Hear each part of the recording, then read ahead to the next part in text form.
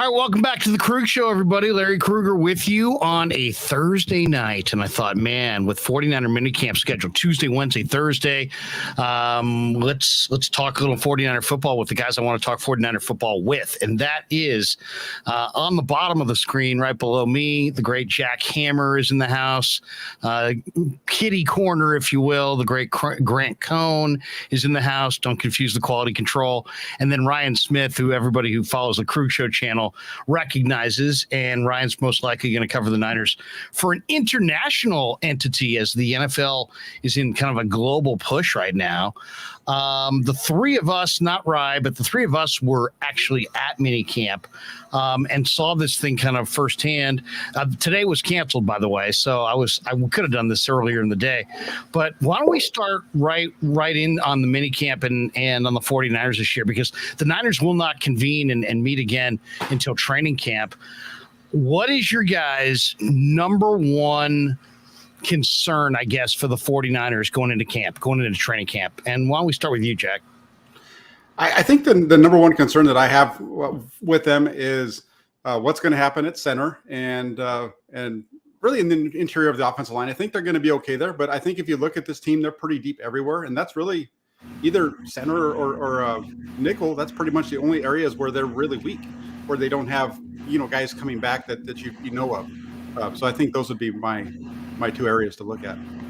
Grant, what do you think? I mean, we just talked yesterday on your channel, and we do the hit every Wednesday at 3:00. A lot of fun, and obviously you guys got a lot of momentum on your channel over there. But what do you think? What's the concern, if there is a primary concern going into training camp? Well, I guess the concern is still the offensive line. Like, there was nothing we saw this offseason. They weren't in pads.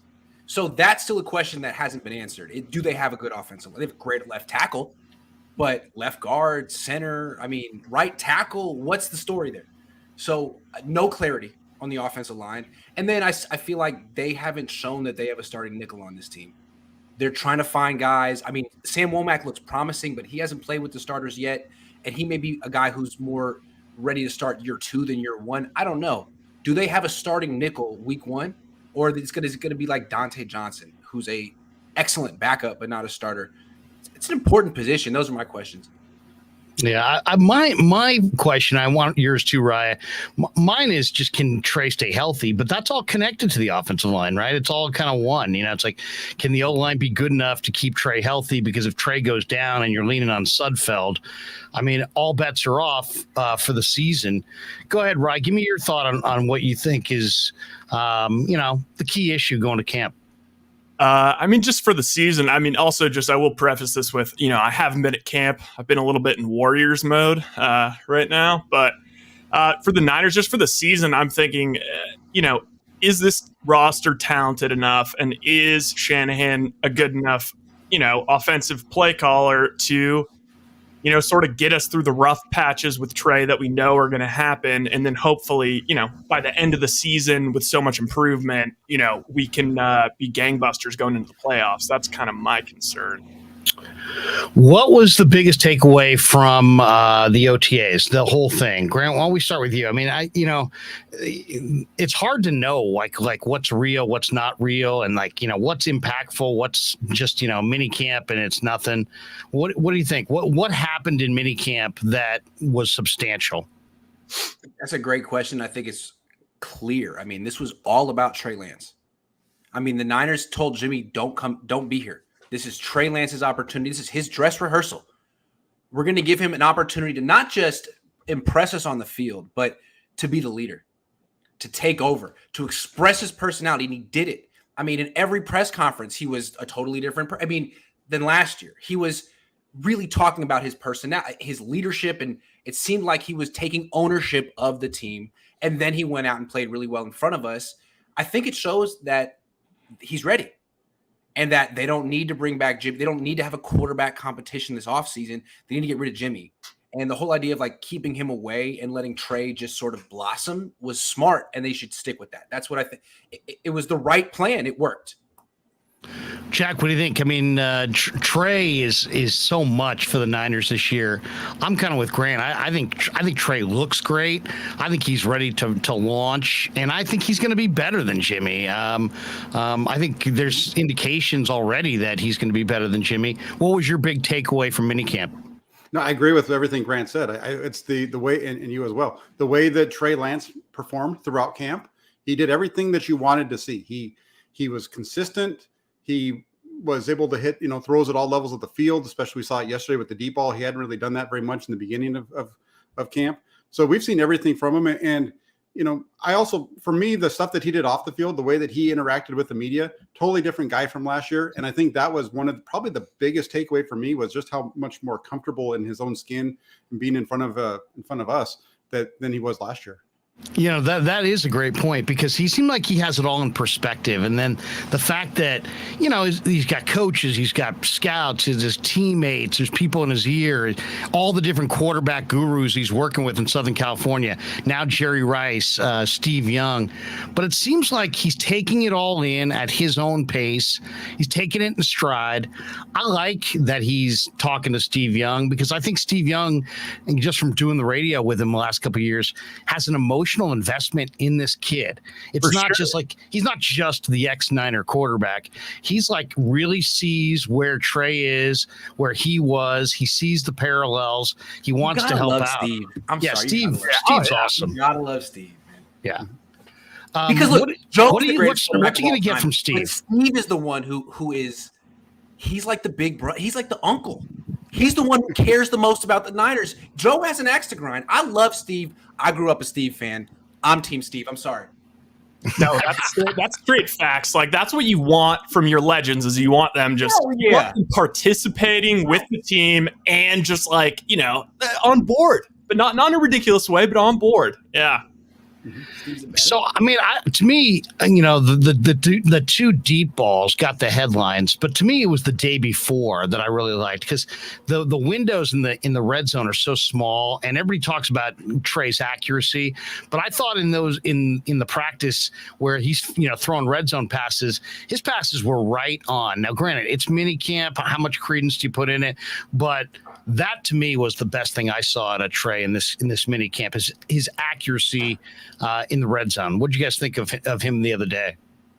Yeah, the throw that in the red zone, the one that was the interception, that ball right there alone, it was an interception, but that was an amazing ball. When he threw that, I was like, ooh, and then it hits Ayuk right in the hand, should be a touchdown. Instead, it pops off of his chest and into the hands of the DB right there. But he was on target for the most part. There was only a couple times where you could say he was off the mark.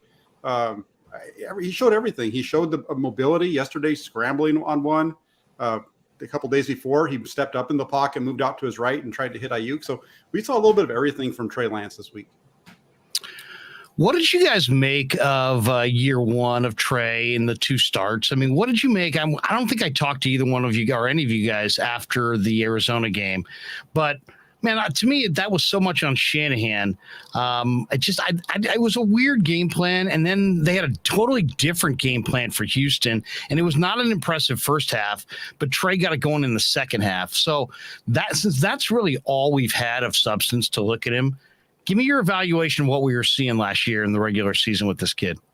I'll go real quick. I think knowing that he had a broken index finger on his throwing hand explains a lot. It explains the game plan from Arizona because he was not throwing the football well at that point. I guess he was trying to release with his middle finger. That's really hard to do. That's not how you're taught to do. So that explains a lot. I think by Houston, he was much closer to 100%. And what we saw was sort of Kyle. I don't know if we saw an evolution with Trey, but we saw an evolution with Kyle learning how to call plays for Trey. Like Arizona was a joke. He was hurt. And then in Houston, he started off calling a lot of plays he might have called for Jimmy. In the second half, he started calling play action. He started moving the pocket. And it was like Houston just tapped out. They just we can't cover the whole field. This is way too much. So I think you sort of saw Kyle figure it out, what he can do with Trey. And I think you're going to see that a lot more this year. Yeah. Jack, what did you see? Well, what did you get out of last year's two starts?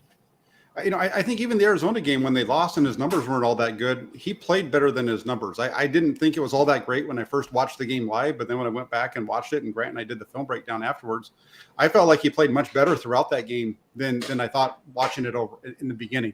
There were times when there were some of those incompletions were purposely, thrown away, and I think he played good enough for them to win. He just needed some help from everybody else around the offense in that game. Against Houston, I felt like he struggled early. I think no Kittle that day, right? No Kittle that day. No Kittle that day. Right, against Arizona. Right? Yeah. Yeah, that was brutal. Sorry. Yeah, no Kittle. And then against Houston, I felt like he just wasn't seeing the field right away in the first couple, really for most of the first half, he just wasn't seeing it and wasn't comfortable with what he was seeing. Once he got comfortable and settled in, right at the end of the first half and throughout the second half, we saw what Trey can become, and I think that's what we've seen throughout, what we've seen from him so far in camp. Right. What did you think of Trey last year? Yeah, I mean, his feet were kind of fluttering, and he looked in the first game. He looked like I would expect. Like he looked like a guy who this was his first NFL game, and he didn't play against Alabama, so it was kind of like you saw him kind of testing his athleticism. He thought he could get around corners that he couldn't in this league. I thought the George Kittle thing, I'm glad you brought that up because I thought that was huge, especially for the way Shanahan designed that game plan.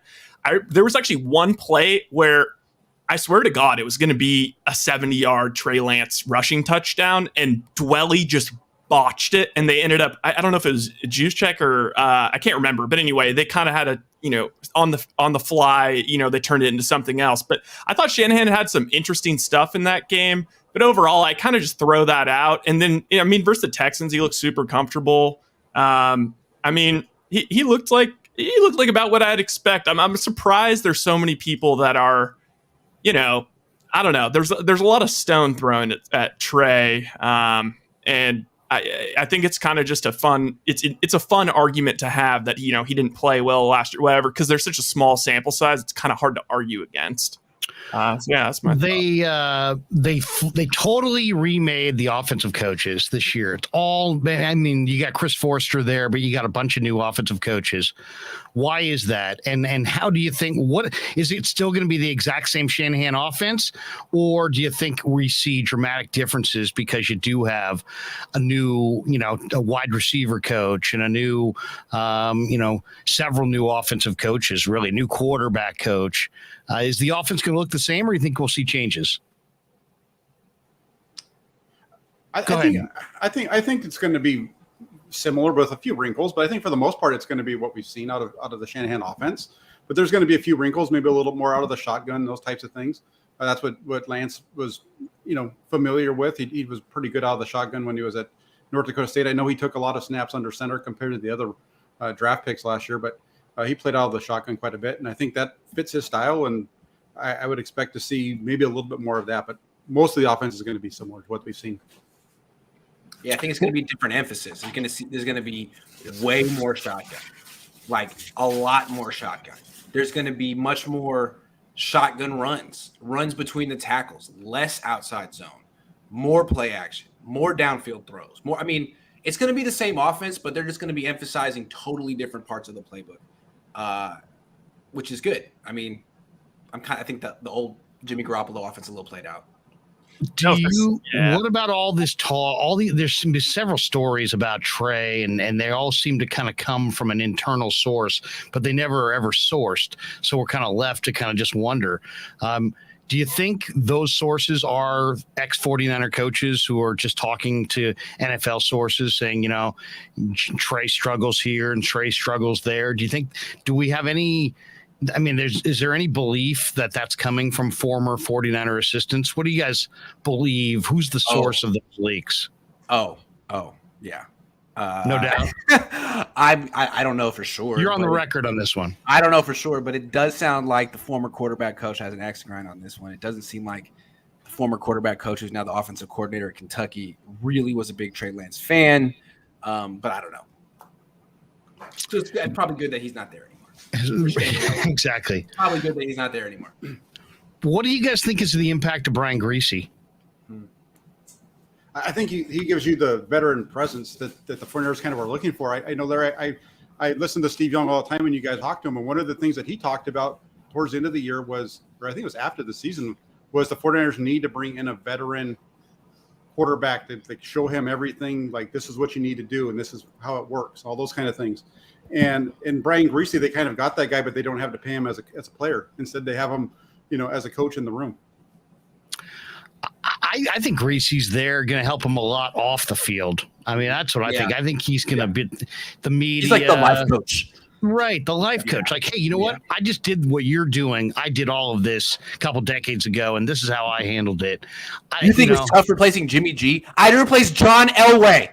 Exactly. My dad was Bob Griese.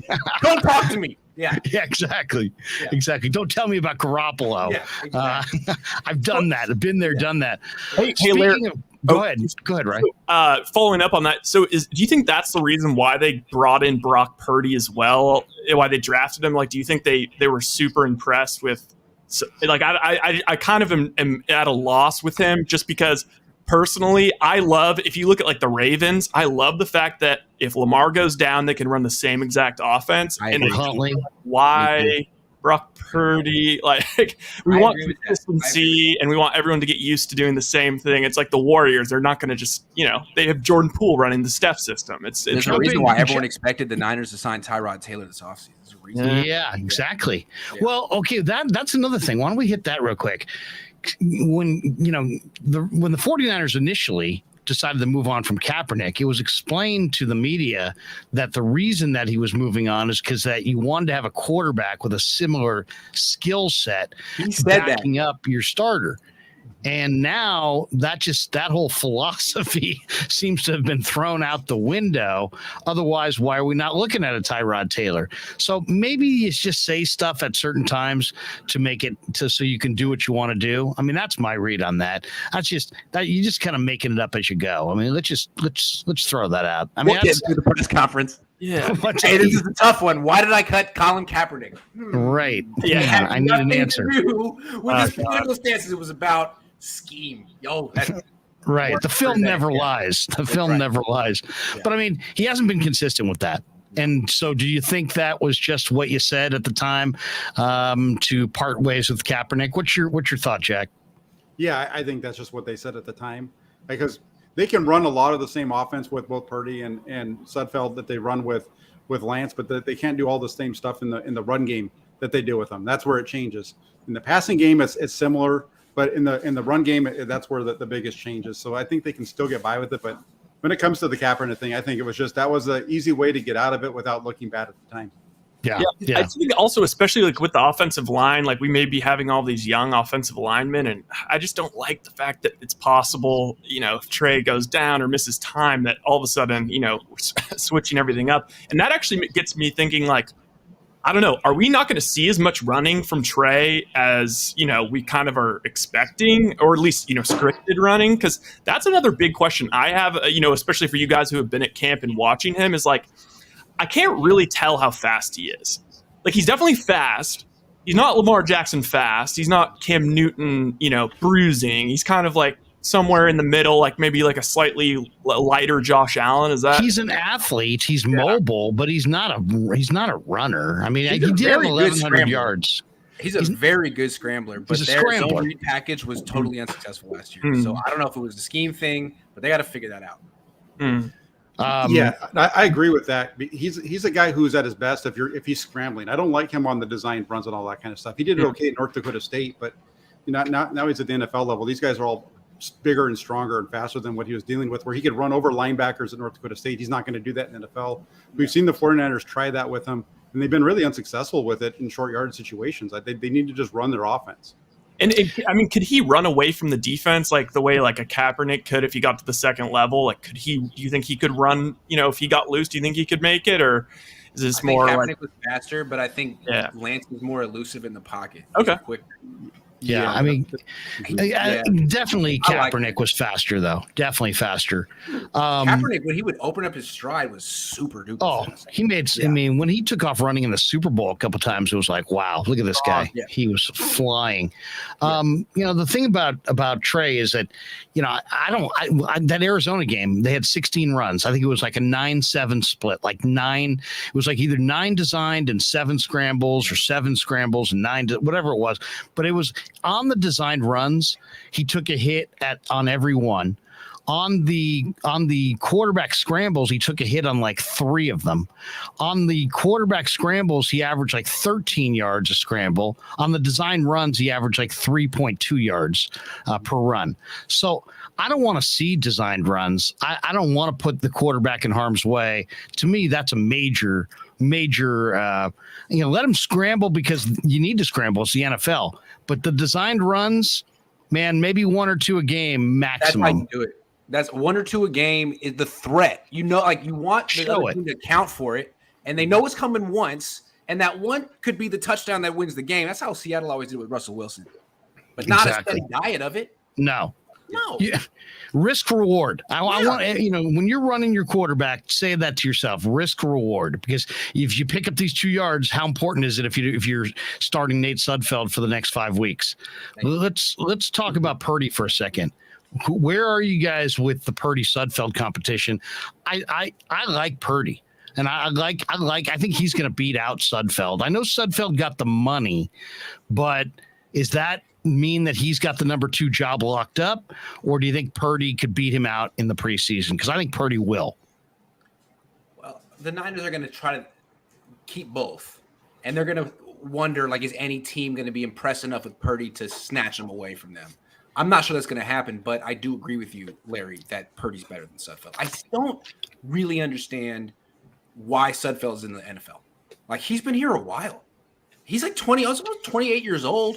People keep saying he's got potential. I just don't see it. Purdy, that's the best. I wish I was like a quarterback that wasn't that good, that came in for 1 half and did okay and was good, and then I'm just like kind of a good guy in the building, and I get paid for 15 years. He's never started a game. I mean, he's made it like 5 years in the NFL without starting a game, and now he's getting guaranteed money. I just don't understand that. It seems like just cut him, keep Purdy. I don't know. That's the way I see it. Jack, what did you think? You were out there. You saw Purdy. You saw Sudfeld. What did you think? Oh, I think that the reason Sudfeld's there is because of his relationship with Trey Lance. That's his reason that he's there. Okay. I think they built a pretty good relationship last year together, and I think that's why they brought him back. I think that Purdy is going to be the better quarterback. I don't know if he's there right now. I think there's, you look at the numbers, and Sudfeld completed 74% of his passes over the course of whatever. But he had that awful interception yesterday. That thing was terrible. But for the most part, I mean, he was okay. He had his moments, but he's not a world beater. He's a decent number 2, I guess. Yeah. But I think the long-term plan is for it to be Brock Purdy. Okay. I think Purdy just looks like he plays with a lot more confidence. I don't see a strength of Sudfeld. Maybe it will show itself in the preseason, but right now I see a big gangly guy. I guess the strength is the height, maybe 6'6", but I don't see a great arm there. So we'll see. I mean, I'm eager to see what Sudfeld looks like this summer at the quarterback. I think Purdy's going to beat him out. He showed off his wheels a couple of times, the last couple of days with some nice scrambles. Exactly. The Nate Sudfeld rumble show. So did Purdy. Yeah, Purdy did a couple times. The throw at the end of practice yesterday was beautiful. Yeah. Oh my God, on the run. Yeah. Why don't we talk about that for a second? Grant, we were talking about that. That was a very impressive play. A rusher got in, kind of forced him out of the pocket. He moved to his right and then found the receiver who'd kind of redirected his route towards the sideline. And on the run, Purdy threw a dime. It was beautiful. I mean, to turn your back to the field and have a rusher in your face, that's what Jimmy didn't want. That's really hard. And for Sudfeld, I feel like in that situation, he wouldn't have the athleticism to beat the guy to the Charles Omenihu to the he would just probably would have faded away, checked the ball down, or threw it in a complete pass or a pick. I mean, he threw a pick uncontested in the same. Purdy got around the edge rusher and actually completed the pass. Like that's what Lance would do. That was really impressive. I didn't know he had that kind of wheels. Jake Brendel, is he going to wind up being the starter at center? And what's the attraction of Jake Brendel? I mean, are they talking up Jake Brendel, or do they believe that Jake Brendel's the number one center? It really, from what I can tell coming out of that camp, it sounds like it's Aaron Banks at left guard, Jake Brendel at center, and Daniel Brunskill at right guard. Agreed. That's what it sounds like to me too. What did you guys think of Brendel? I mean, and what's the book on Brendel? Well, Brendel is a guy that Chris Furster knows from their time together in Miami. That's the book on Brendel right there. Yeah, and then the other thing too is if you go back and you look at, if you look up Brendel's numbers from his pro day, they're pretty impressive in terms of his lateral movement, the cone drill and the 20-yard shuttle. He's pretty good with both of those. His numbers are very good, better than what I think, a little bit better than what Alex Mack was when he was at Cal. And everybody's gets really excited about Jason Poe because of the hype videos that we've seen of him, but Brendel's numbers in those lateral movement drills blow his out of the water. They're not even close. Really? Yeah. Unfortunately, it was 6 years ago, but he's right. It was 6 years ago, but he's right. You get older, you get slower as you get older. Come on, man. Who's in that competition? Who's that? Went to UCLA too. I like that. Here's a little nugget. When he first signed with, made his first NFL roster with the Dolphins in 2016, his O-line coach was Chris Forster. There we go. No, he's got the Chris Forster seal blessing. There you go. Yeah. Who's the competition? If it's not Brendel, Brunskill. Who's Brunskill? Brunskill's the emerging. If it doesn't work out with Brendel, they'll move Brunskill over there, like they did in 2020 with. And then who slides in at right guard then? Jalen Moore. Jalen Moore or Burford. Yeah. Okay, we haven't talked about this name in a while, but it was really weird. I'm down there. I'm looking at all the different interviews. They bring in Shanahan, and they ask him about Garoppolo, and he's like, "If Garoppolo isn't traded, is he going to be here?" He's like, "Yeah, I fully expect him to be practicing." And he carried it out like it's viable.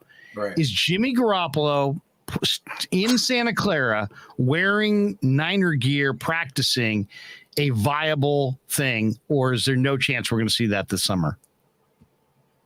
I think there's no chance. I mean, to me, it sounds like, it sounds like a backup plan on the 1% chance that no quarterback goes down or there's no issue and we can't trade him. But I'm pretty sure that's going to happen. I don't know about this whole Browns situation that's breaking. I doubt Baker wants to go back there. And, Sean, it's looking like maybe a year suspension. Who knows? I don't think there's any chance Jimmy comes back. What's your guys' read on it? I mean, is it simply he gets healthy and they have a trade worked out already? What's your belief on the end game for Jimmy G? I think they just need to get him healthy, and then they can trade him. I think there's something in the works. That's just my gut's telling me that there's something that they're gonna a move that they can make. They just need him to be able to throw the ball. Grant, what do you think? I would applaud that. I mean, I don't understand. To me, I don't think there's a market for him. I don't think they're going to trade him, and I think that Kyle or John or both are going to be like stubborn to a fault here and bring him back, and they're going to have a quarterback competition. It's going to be great for us, content creators, but I don't think it's smart, and I think they know it's not smart, and they're going to do it anyway, and I don't get it. But if Jack's right, then God love him. Wonderful. I'll applaud it. Okay, here's a question. Now, this is a nuanced question. I want you to think about this because you guys all understand the nuance on this one. I give you $100,000, and I say you have to bet it on the Niners to win the Super Bowl this year, and you can have Trey Lance. Oh wow! Or you can have Trey Lance and Jimmy Garoppolo. I mean, I'm taking and you can have either both quarterbacks or you can have one quarterback. That's a great question. You can move Jimmy out of the equation and Trey turn over the keys. Here it is, and everybody's all Trey. But if Trey, because here's one thing and one angle on this that nobody talks about. What if we go to camp and Trey's really damn good?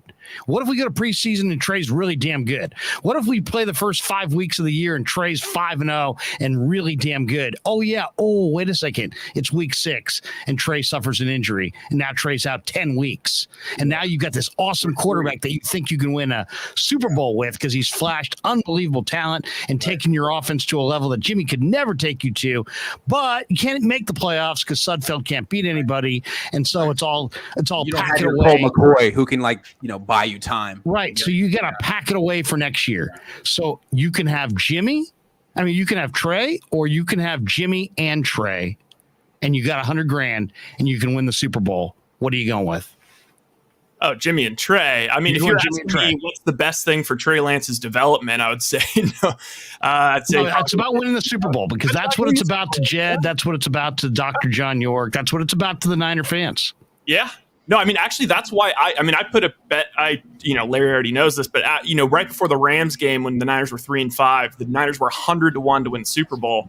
And I put a nice little wager down because I assumed we'd beat the Rams like usual, and ended up coming pretty close. But my thinking was, okay, yes, Jimmy might get injured, but if Jimmy gets injured, I mean, now we have a wild card and we have Trey Lance, so we can survive this. Not a bad bet. Give me your guys' reasoning on this. Well, give me what your answer would be and what your reasoning would be. Go ahead. Well, from a purely football standpoint, keeping Jimmy and Trey makes sense. But the problem with keeping Jimmy and Trey is now you have Deebo Samuel who doesn't get an extension. Mm-hmm. Is Deebo Samuel going to go out and want to play for you in 2022 if he doesn't get more money? Because there's no way you can sign Deebo Samuel to an extension close to what anybody has gotten this year in new money and keep his salary cap number the same as it is. It's going to go up because his cap hit's only like 3 point something million. So if he gets a signing bonus, similar to what anybody else has received this year, any of the other top receivers, it's over. You're over the cap. So from a purely football standpoint, Jimmy and Trey make the most sense, but you're losing some other thing. I think that's going to cause you to lose some other things that are going to keep you away from winning the Super Bowl because they don't come close to the Super Bowl without Deebo Samuel, as good as the roster is. Also, I don't think there's any world where Jimmy Garoppolo will be a backup quarterback on this team. I just don't think it would happen. With the locker room? Or yeah, I mean, just from his, I don't think he would. I don't think he's a good guy, but not that good of a guy. Yeah. And I think he's the backup on the team, what he's going to be doing is whispering in the ear of George Kittle and all the vets that like him. Like, hey, man, you were open, man. You were open. Hey, why didn't you play right. You were open, man. I would have got you. You can't have Trey Lance getting nitpicked by his own backup, who's that influential. I mean, just yesterday, Trent Williams says, "Man, I miss Jimmy. Man, I love that guy. He can't be here. He's a forever brother. Can't right? be here. Like if you had Andy Dalton as the backup, great. But Jimmy is just too loved. He can't be a backup here. It can't happen. Okay. It's interesting. It's an interesting thing. I don't know what I'd rather have because I understand the circus that would come to town if you had Jimmy and Trey there all the time. But what if it was an open competition that Jimmy just lost? It's true. What if Trey actually was the player that we're talking about and he beat him out? It's true. Would that make it easy for Jimmy $27 million backup? Well, here's the other one. What if what's a better option for Jimmy? Give me a better option than that. That's something that he would prefer. You think that's viable? Retire. Go enjoy your money. Why are you being a backup quarterback? Really? Why are you doing that? Carrying a clipboard? Where could he go? I mean, is he really going to go to the Houston Texans? Is he really going to go to the Carolina Panthers? I mean, the only spot to me that makes sense is Seattle. Is Seattle going to want Jimmy Garoppolo? No. They're happy with Drew Lock. Yeah, I know. I mean, I honestly, I don't know why, but I have this weird hunch that the Saints may get involved with Jimmy. I would have thought that when Peyton was there because they went to the same school. But I mean, think there's a team in the league that looks at Jimmy as a starting quarterback right now.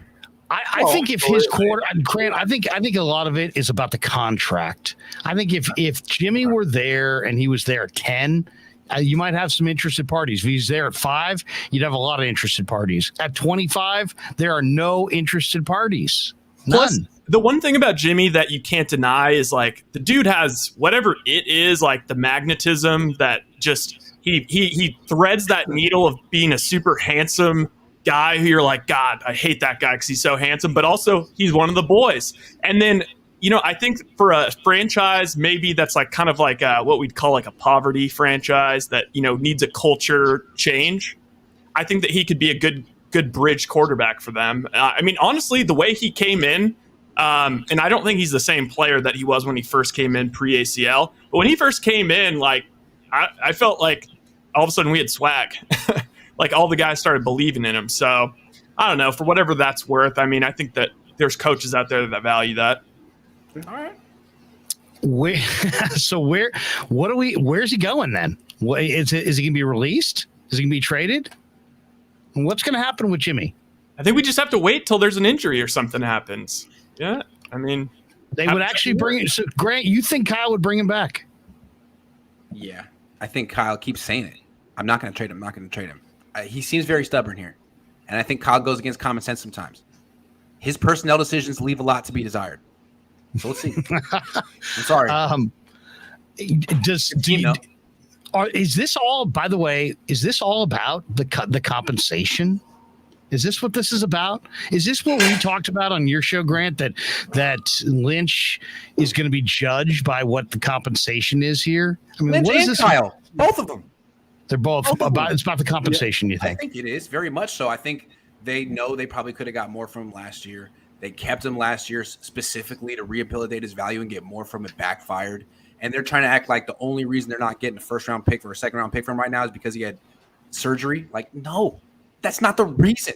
But we'll see. Maybe he gets healthy and then all of a sudden they get a third-round pick, and I'm wrong. I'd love to see it. Yeah, I just think the reason that I think it's hard to trade a quarterback when you can't throw the ball. I think that's why he's here. And I think that there's going to be some movement on him. I don't see him being there when they get into training camp. If he's around during training camp, what's that? Will they take a sixth for him? Just move on. I think it makes more sense for them to do that than to hold on to him, right? The other option is you hold on to him and you go through the whole season and you get a third for him next year, right, on the comp deal or whatever. But still, I don't. That's not. I think they need to either move on from him or be 100% all in with him coming back. And I don't see them in that.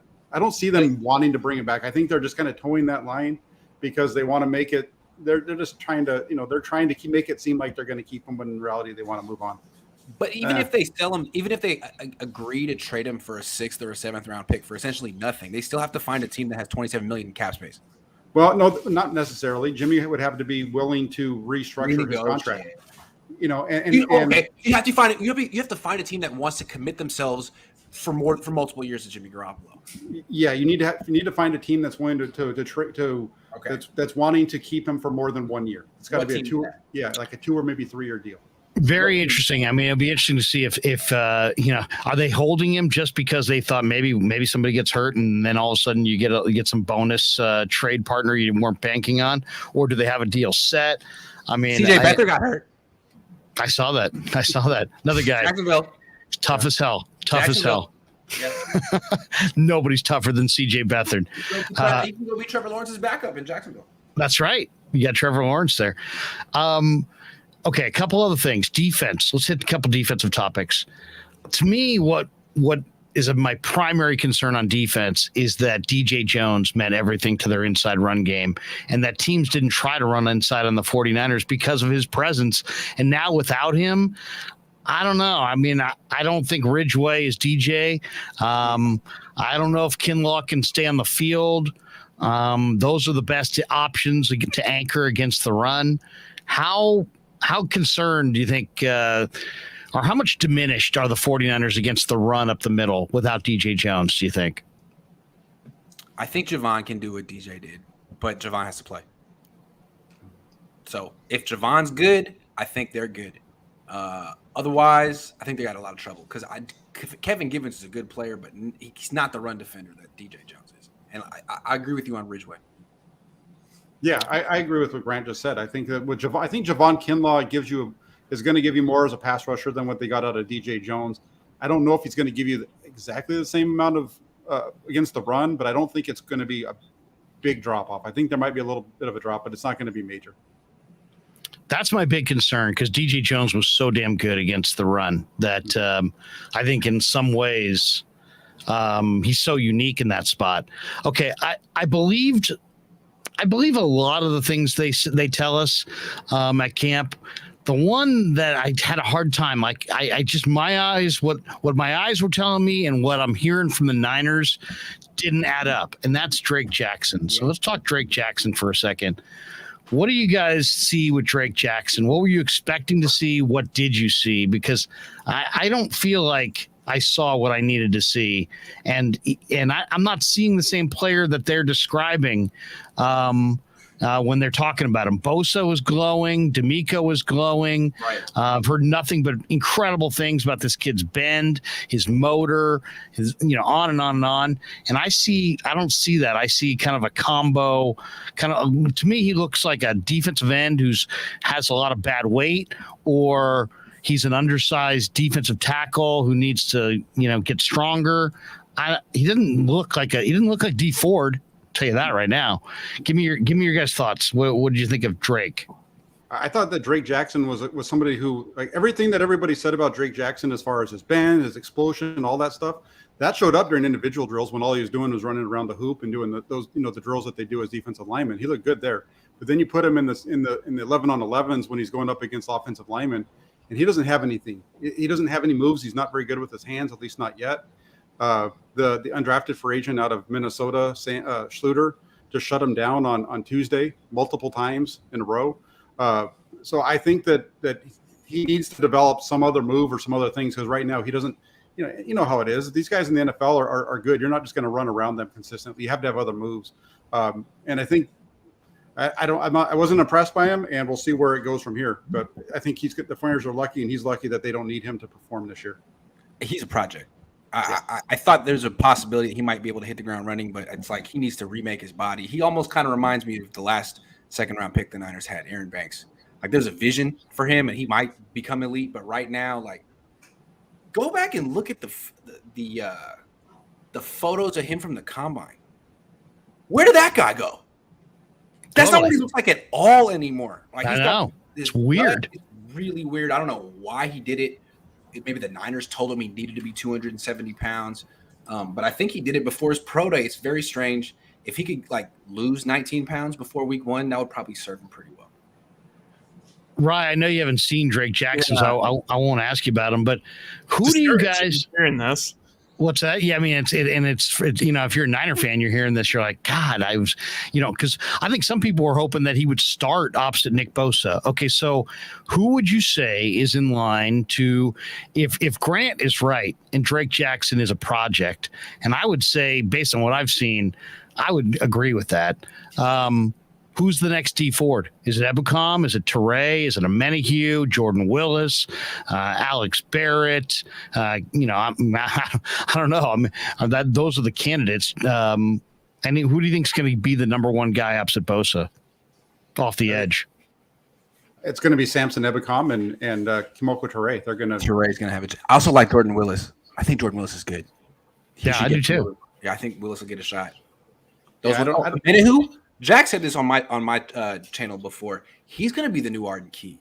He's getting looks inside. It's not going to be. He's going to be the interior rusher. That I don't know if he's going to be as good as Arden Key was, but he's going to get some opportunities like that. Yeah, great. Yeah, I mean, overall, do you think is this D-line diminished from what they were a year ago? Because in my opinion, I'd have to say yes, because you lose Key, you lose DJ. I think Street, even though he got moved in the run game, still gave you something as a pass rusher. Mm-hmm. And then your new faces are, Hassan Ridgeway, who didn't look great in the minicamp. Drake Jackson, we just discussed. Teray. I guess. Yeah, you got Teray in there. One. So yeah. I mean, are they, to me, that they've lost? To me, they're not quite the same as they were a year ago on the D line. I agree, and they really need Javon to be Javon. Yeah, they need it right now. Year 3, very important. Yeah, I think if Javon Kinlaw is Javon Kinlaw, if he's able to come out and play a full season and be a full go, I think they're going to be better as pass rushers. I think they have the guys that they brought in. If you look at them, their pass rush productivity numbers are all a little bit better than what they lost, and so I think you'll see that better against the pass, not quite so good against the run. With their schedule, that might be more important anyway with all these quarterbacks they're facing. Yeah. Go ahead, Rye. I was just going to say, I mean, I think that their D line is going to be a little bit diminished, but they've also proven that they have guys, come out of nowhere and, be productive. And I think we're just not going to notice it at all because our secondary is going to be so improved. Like, last year we had it, patched together with Scotch tape, and this year we have a legitimate secondary, and that's just going to make a huge difference. Why are you calling Josh Norman Scotch tape, man? That's just Well, and where first of all, Kinlaw with the knee, obviously. What's his status, do you think, going into camp? Is that an issue? Is it not an issue? Is it more than the knee? Because the one thing with Javon, he's enormously strong. He doesn't necessarily play with leverage, but it doesn't seem like it matters. It's like he gets combo blocked, but he's strong enough to split it. Most guys have to have leverage. He doesn't seem like he needs to play with leverage. Jones did play with a ton of leverage, but it was natural. He was 6'1", 320. Javon's a much taller guy who exposes his knees when he plays upright. What do you think? I mean, is he in a mode where they can give him a full workload as the interior tackle opposite Armstead, and he's going to be able to play? How many games? Well, give me your over/under a number of games for Kinlaw. You trying to get me in trouble over here?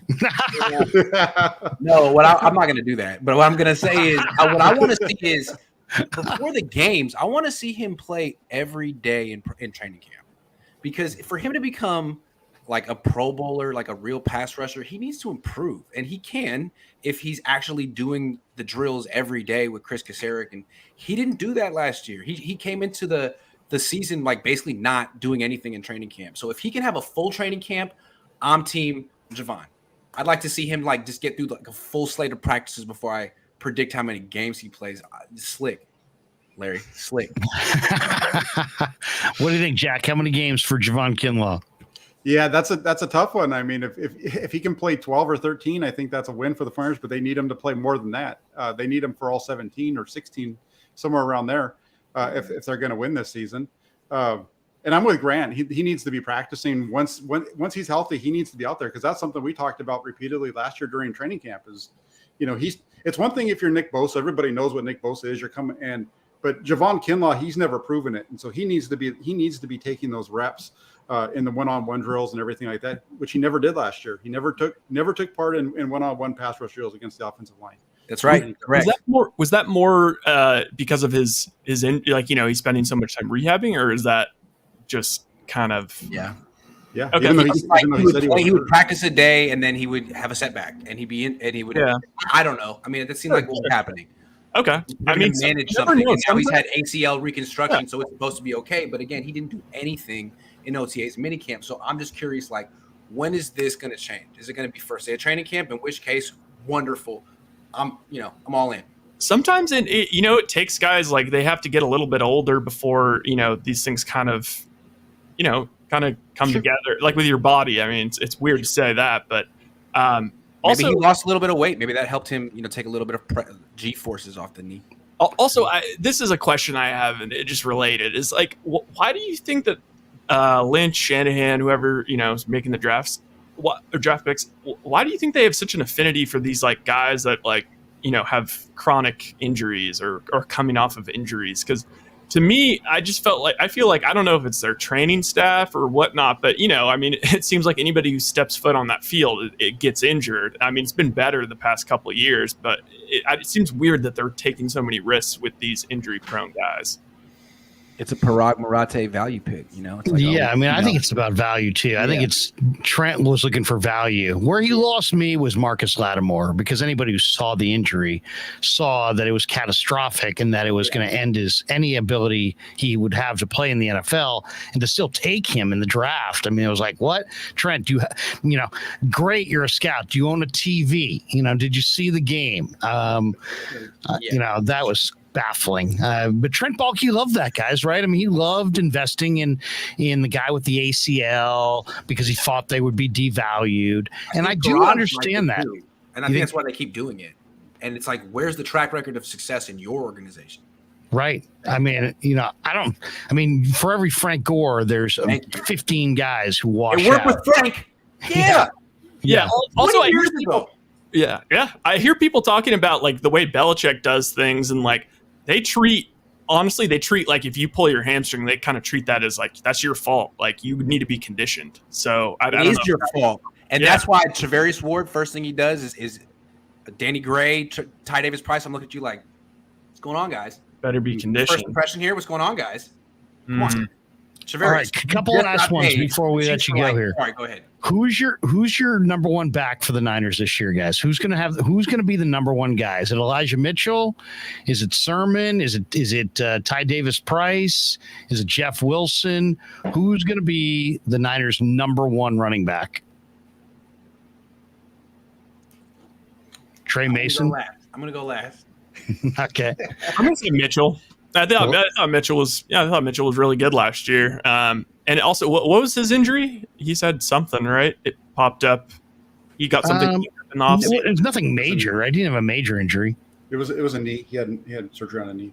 Okay, because I did feel like he didn't quite have as much wiggle as I would maybe expect or like from his draft profile, whatever. But I thought Mitchell's fine. I think Mitchell's good. He's tough. What do you guys think? I got Jack. No, Jack, go ahead. You go. Let Jack go first, and we'll get Grant. As far as the guy who's going to be if we're asking who we think is going to be the starter, is probably going to be Elijah Mitchell. I think he's going to be the first guy. No, who's going to lead the team in rushing? Yeah, who's going to be their guy? Who's the number one back? Who's going to lead the attempts at the end of the season? If you had to pick a fantasy football running back, for the Niners, so touchdowns, yards, receptions. I don't. I mean, the guy that I liked the most at training camp was Jordan Mason. Is Jordan Mason going to get the ball? Jordan Mason looked like a stud every time he touched the ball, and I thought he did. I thought the same thing last year with Elijah Mitchell. I thought that, but I see more of explosiveness and more ability to catch the ball at the backfield with Mason. But so I'll go. But I don't know if he's going to make the team, and I don't know how that's all going to work out. So I'm gonna just go with Elijah Mitchell. I think safe pick. Jack's going safe. Grant? I'm going swinging for the fences. Jeff Wilson Jr. He's so productive whenever they give him a chance. So, he was hurt last year. He missed the whole offseason. He came back. He wasn't himself. The year before, in 2020, he led the team in rushing. He led the team in touchdowns. And from the gun, he averaged 5.1 yards per carry. Elijah Mitchell is not as good from the gun. Elijah Mitchell is all about those tosses from under center. This is going to be a much more of a shotgun running game. I don't know how many attempts Mitchell's going to get this year. They're going to need someone who can do the between the tackle shotgun stuff. They're going to want to say it's Ty Davis Price. They're going to want to give Trey Sermon an opportunity, but it's always going to come back to Jeff Wilson Jr. That guy is way underrated. He's a good receiver too, Jeff Wilson Jr. He is a beast, man. Jeff Wilson. Go back and watch that game he had in New England. He destroyed them. Unreal, like 4 touchdowns. He had one carry yesterday where he went off to the right side, and there was a little bit of a hole, and you saw him explode through there. That was. Yeah, he looked really good on that one run yesterday. He was explosive. He did.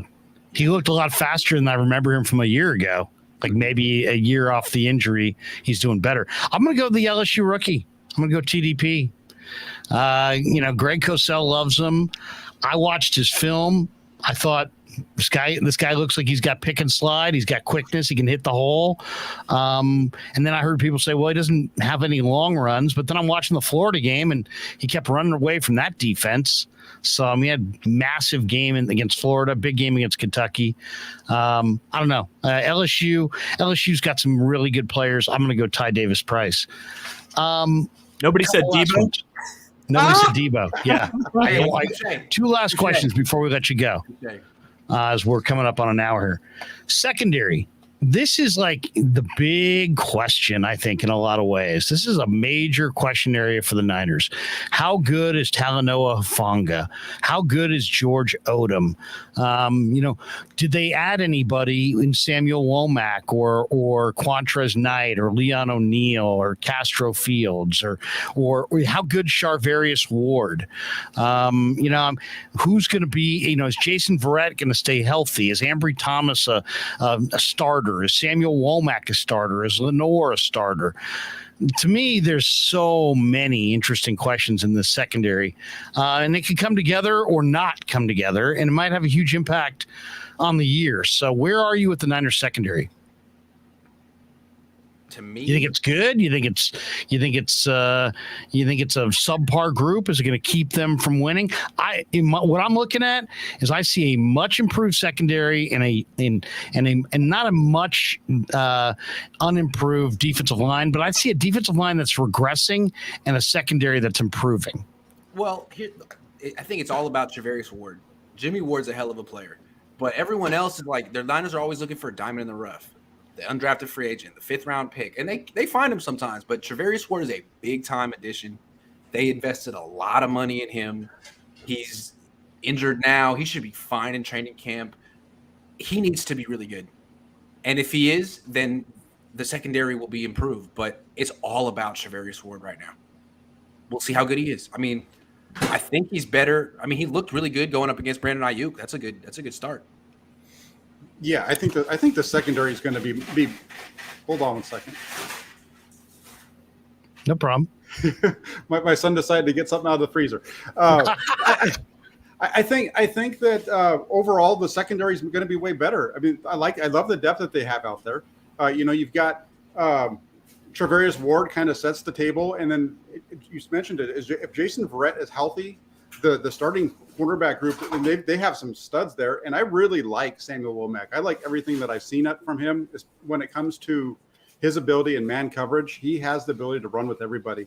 My only concern with him is if they decide to go with him in the slot is, does he have the ability to play the run? Because he's not I don't know if he's big enough to fit the run from that position like what they need. But other than that, I think they're set in the secondary. I love Womack too. Rye, what do you think? Niners secondary, you have a thought on it? I know you weren't at minicamp. Yeah, I mean, getting Ward, bringing a new guy. I mean, we're saying is subpars, but I'll take par. I'll take a nice par. I mean, I feel like our secondary, at least our corners. I really like our safeties. I guess my biggest question is you guys have all been at camp. It seems like everyone's just raving about Hufanga. I like him. I thought he's just he's a ball player. He seems like he has a nose for the ball. Just seemed a little slow to me. But I'm hearing that has kind of been maybe cleaned up just due to his processing and whatnot, and he may be able to overcome it. So I guess that'd be my question. But yeah, I think that's going to be an average to above average secondary. I think Hufanga could be good. I think Hufanga could be really good. I'm open-minded about Hufanga. He hasn't made any big plays on the ball yet. I'd like to see him do that. And the secondary just got torched by Trey Lance. So I'm not going to go too over the top with anyone in the secondary right now. Lance just torched him without Deebo and Kittle. So I'm just saying. Now, I wasn't a ton of big plays, but 75% completions. So Tyler Noah. And he's beaten Taylor Hawkins, and he's beaten some guys like that who may not be on the team. But they're a little, to me, I'll say this. Last year, they were pretty thin on the corner. I mean, hey, they had to play Lenore. They had to go sign Josh Norman. They had to go pick up street free agents and just roll the dice. And you saw what they got. I mean, they're picking up, the former Alabama guy who struggled. I mean, they just had a bunch of guys just kind of coming in. Yeah, Kirkpatrick. Yeah. What do you think? I mean, this year they look deep on the corner and very thin at safety. Does it look that way to you guys? Who's the backup safety that you believe in? Again. Yeah, I would agree. Ambry Thomas is a nice backup to have. Dante Johnson's always a good backup to have. Yeah. Yeah. Yeah, Dante Johnson's interesting because he can just play everywhere. I agree with you. They might be a little thin there. It just depends on how well Tarvarius Moore, how well he comes back. If he's able to play, I think George Odom's a guy who shows that he can be a decent backup starter if he needs to spot starter here and there. Moore, he's a little bit more of an if. And then like I said, Dante Johnson, he could be your do everything guy in the backfield. Hey, Larry, who is the guy that Ollie was saying kind of profiled as maybe more of a safety? That was some guy. I don't remember if it was an undrafted cornerback. Tariq Castro Fields, I think. Yeah, he likes Tariq Castro Fields as a safety, potentially. The Penn State kid who, they're so deep at corner that maybe they will move somebody like that to safety. All right, guys, I've got some incredible sponsors. Let me play these couple commercials. You're really going to enjoy it.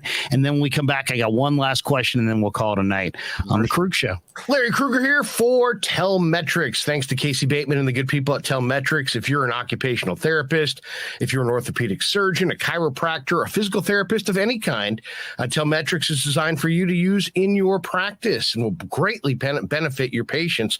Telmetrics uses computer vision and artificial intelligence and provides a platform for outpatient rehab therapy services, both in the clinical and the telehealth environments. So using Telmetrics can improve your patient's experience and much more. So for all your sports injury needs, or if you're a physical rehabilitation specialist of any kind, make sure you use telmetrics.co, TELMETRIX.co. And thanks to Casey Bateman and all the good people at Telmetrics for being a proud sponsor of the Krueger. I'd like to thank our sponsor, Dan Coach Emilio. Dan is a buddy, and he is a phenomenal retirement planning specialist. And you can contact him today at securemoney.com or at his number 925-628-9966. There's a lot of uncertainty in our world right now, and you want to make sure that your money is secure. That is the key. Danny's got 25 years of experience, born and raised right here in the Bay Area, and he can help you get an immediate 10% premium bonus on your principal retirement account. So give him a call, 925-628-9966. He'll make an appointment with you, and you can sit down. It's not a one-size-fits-all kind of a deal. He'll consult with you and come up with a strategy to get you going to where you want to be. Once again, 925-628-9966, securemoney.com on the web. And thanks to Dan Coach Emilio and all the people at Secure Money for being proud sponsors of the Krueger Show. All right, welcome back. You thought that was good. Wait, there's more. And thanks to Tony Cassera and the good people at Cassera's Italian Menswear. They are housing the Krueger Show t-shirts, and they're a proud sponsor of the show as well. The Krueger Show t-shirt, the Krueger Show podcast t-shirt is available there at their store in Dublin. Their address is 7372 San Ramon Road in Dublin, California. And go see Tony Cassera and get yourself a Krueger Show t-shirt and support the show. And special thanks to our sponsor, New York Style Italian Sausage. That's right, NewYorkStyleSausage.com is their website. Phenomenal product, whether it's the breakfast sausage, the Italian mild, the Italian spicy, the chorizo. You cannot go wrong with New York Style Italian Sausage. Once again, NewYorkStyleSausage.com, often imitated, never equaled. And they are a proud sponsor of the Krueger Show. Thanks to them as well. By the way, I love that New York style Italian sausage. I've been using my whole life. It's so good. You know where they are. They're right across the street from the 49ers practice facility right there at Levi Stadium. But you got to hear this. Wait a second. You think that was great? Here's Pasquale from New York Style Sausage. We grew up with a Sunday dinner. That means no matter how busy you were, no matter where the hell you were, you came to dinner on a Sunday night. Yeah, Sunday dinner without sausage, it's like a church without God. You know, how can you go to church if you don't believe in God? You know, and along with the sausage also became the discussions. That was discussion night. You know, it wasn't a typical family that you sit there and you're quiet, you know, and you don't talk with a mouthful. Oh no, man. Italians talk when they're eating. Italians even talk when they're sleeping. And definitely we talk with our hands. So if we can't express it through our mouth, through our lips, we express it with our hands. So, and that's what sausage is, really. It's an expression, you know, that life is good. Yeah, well, that's what sausage is. It's an expression. Sausage is most like, definitely. Wow. I hadn't thought of it that way. Yeah. Grant, you're rolling, but you don't have Pasquale talking sausage. No, what I would tell him is that, like, my mom makes a very special, made a very special meat sauce, and she used his Italian sausage my whole life. I mean, since I was a baby. It's the truth. I co-sign it. There you go. New York style. I like putting my own red Your own pepper twist on it. I like put my own red pepper flakes. And you want to control your own spiciness, in my opinion. There you go. There you go. That's a good recommendation. All right, 2 last thoughts from you guys, and then we'll let you get on with your night. Deebo Samuel, is he happy for the moment but still wants out? Happy long term and no longer wants out? Have they kissed and made up and everything's bygones be bygones? They've made the adjustments. They brought in the personnel, whatever, and everything's going to be hunky dory going forward, or is he going to make another at some point, hey, I want out demand on the organization? Give me your thoughts on the direction of Deebo in the future. I think they're going to find a way to keep him. We saw how he was yesterday, at least yesterday in practice. At practice, he was, out there having a good time with the guys. He was playing catch with people before practice, and so on and so forth. I don't know. I have a hard time seeing a guy that was that invested in practice yesterday not being back with the team at the end of the season or when the season starts. I think he knows he overplayed his hand. I think he thought that he would request this trade and teams would be lining up to trade for him. If that was going to happen, it was going to happen on the draft. It didn't happen. And now I think he's trying to figure out what went wrong. I'm an all-pro wide receiver, and the Niners got a couple of lowball offers. Well, I think the perception around the league is that Deebo might not be mature. So that may not be true, but he created that perception. So now he's trying to double back and go to minicamp and be a good player and be a good teammate. And I think he's coming back. I think he overplayed his hand, and if he would have gotten dealt, it would have happened already. Brian, you got a Deebo thought? What do you think? You think they've made up or no? I mean, I think Larry, we were on the same page. We both thought he was going to get traded around the draft. I did. I thought he would be traded. But no, I mean, at this point, he's going to come back. I mean, they'll figure it out. We'll come up with something reasonable. It's just freaking what's our old Trent Baalke just ruined everything with Christian Kirk signing. Oh. Christian Kirk, that signing did kind of blow up the wide receiver market. That was terrible. Yeah. Hey, last one. We talk Niners all the time. Give me your thoughts on Golden State and Boston. What do you think? It's 2-1 Boston. Is Golden State done? Is Golden State going to win the series? How's it going to go? Go ahead. Anybody? Well, Larry, you were on with me yesterday, and you said you thought Golden State was going to win Game 3, and I was like, I think Scott Foster's going to have it. That's right. I just all those fouls on Curry. It's to me. And I wouldn't be surprised if the Warriors go down 3-1 and have to come all the way back from that. I mean, I think this injury to Curry is significant. He's going to play, but he's not going to be 100%. And he's by far their best player. I don't know. I think they're going to go down 3-1. We'll see what happens. Jack, what do you think? Jack, are you a Warrior guy, Jack? I think if the Warriors are going to win this series, it's going to be in 7. I don't see them coming back and winning this thing in 6. I know that one of the players last night mentioned this being similar to 2015, but I don't see them coming back and be able to win 3 in a row to close this out. I think if they're going to win it, it's going to be in 7. Rye, what do you think? Is the Warriors done or Boston and Warriors coming back? I mean, I picked the Warriors in 7. I thought from the beginning that Boston was the better, deeper, more athletic team that poses them a lot of problems, like a souped up version of Memphis, but man, I mean, I was banking on the fact that Boston showed its hand that they can get nervous, they can get tight, they have trouble closing out games, they're a little schizophrenic from game to game. But with Curry, I mean, I think that this is legitimately. I mean, I don't know if he might play. I think it's going to be one of those things where the media it gets all it's a whole thing because I bet Curry plays well in one of these games, doesn't play well in another, just depending on, however he's getting ready for the game, whatever kind of pills or injections he gets and how he deals with that. So I think it's going to be one of those annoying things where it's like, oh, okay, when Curry, doesn't play well, then it's because he's injured. So I'm looking forward to that. But no, I think that the only chance the Warriors have of winning this series is if Boston gacks all over themselves. So I'm hoping that they do that tomorrow. That's kind of been their trend. And then, maybe they get tight and do it a couple more times. But no, I mean, if I had to make a prediction, I'd say Boston in 6. I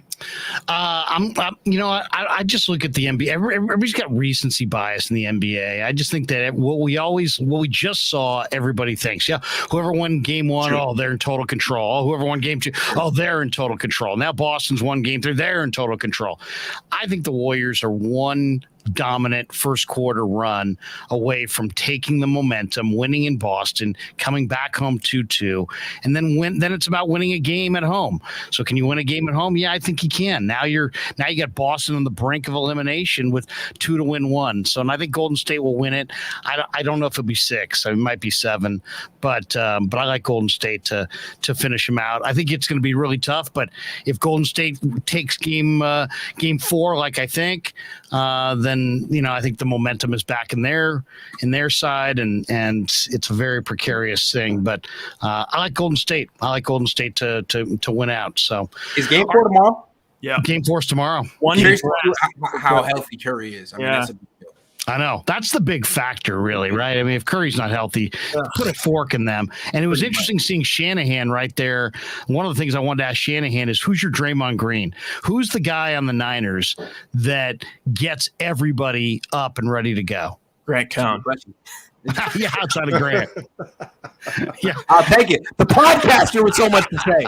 That's right. Because whoever the Draymond Green is has to have a podcast. That's right. That's right. Dude. That's Yeah, right. I like that. Jack, who's the Draymond Green of the Niners? Who's the guy that gets the other guys ready to roll? I think it's Deebo Samuel. I think is the Draymond Green of the 49ers. Yeah. When are the Niners going to have a player who has his own podcast? I'm ready for it. Yeah, seriously. Maybe you ought to host it with him. Maybe the Cohn and Kinlaw hour. Yeah, right. I was going to propose that, and I figured I don't think he's going to go for it. But Jimmy Ward can have a great podcast. No, it'd be a great podcast. How about you and your dad and Kyle and his dad? Just call it Father Sons. I don't think Mike Shanahan has the time nor the inclination. But could you imagine how irate Mike Shanahan would be in the middle of that podcast? He'd be like, "Where's the door?" Yeah, what are we talking about? Yeah. Okay. This is a good final question. Who on the 49ers is the most likely to have a podcast first? Because one of them will, with the way things are trending. Jimmy Ward.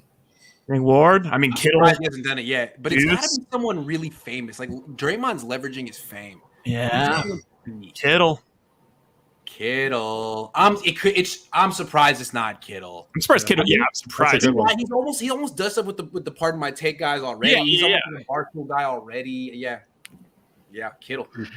Good stuff, guys. Hey, thanks for stopping by. You guys, Grant, obviously your channel's blowing up. Jack, you're blowing up. You're covering the Niners. Rye, you're going to be probably covering the Niners from an unknown entity right now. But thank you guys for coming on. I really do appreciate it.